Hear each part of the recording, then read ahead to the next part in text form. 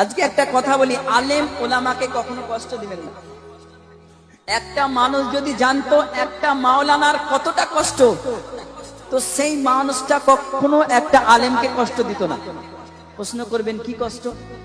দেখুন, একটা ছোট্ট সন্তান সর্বপ্রথমে পরিবারকে ছেড়ে মাদ্রাসায় পড়াশোনা করে 7 বছর, সবাইকে ছেড়ে থাকতে হয়, তারপরে আবার বাইরে পড়াশোনা করতে হয়, তারপরে আপনার মসজিদে ইমামতি করতে হয়, কিংবা কোনো মাদ্রাসায় মক্তবখানায় পড়াতে হয়।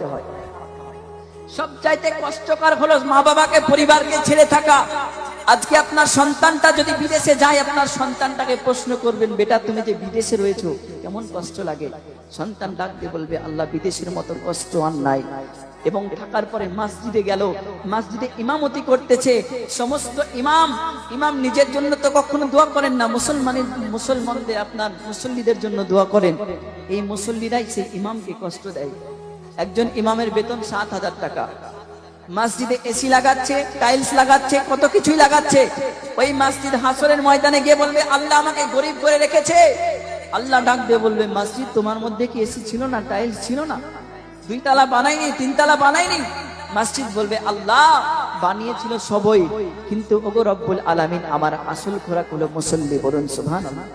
আজকে একটা ইমামের বেতন 7,000 টাকা করতেছেন, এবং সেই ইমামের কতটা কষ্ট, 24টা ঘন্টা ডিউটি করতেছে, মুসল্লিদের জন্য দোয়া করতেছেন, এবং সেই ইমামের যখন একটা ভালো ঘরে বিয়ের জন্য প্রস্তাব দিতেছেন, মানুষের পছন্দ থাকতে পারে কিনা বলেন? একটা ইমাম সাহেব, এরকম ঘটেছে আমার কোনো বন্ধুর সঙ্গে, বড় বাড়ি, বড় ফ্যামিলিতে যদি পছন্দ হয়, বিয়ের প্রস্তাব পাঠানো হয়, তখন প্রশ্ন করে ইমাম সাহেব কি করে?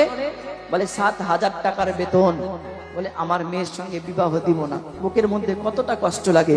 আর যে ইমাম আপনার জানাজা পড়তেছে, আপনার বিয়ে পড়াচ্ছে, আপনার সমস্ত কিছু করতেছে, ওই ইমামের আপনার কত কষ্ট দেয় মানুষ। মসজিদে সমস্ত কিছু লাগায়, আর আপনার ইমামকে সিঁড়ির তলে রাখতে দেয়, কিংবা আপনার মসজিদের পেছনের টিনের ঘর দিয়ে দেয়। ইমামদেরকে ভালোবাসবেন, ইমামদেরকে মহাব্বত করবেন, যা চাই সেটাই দিবেন।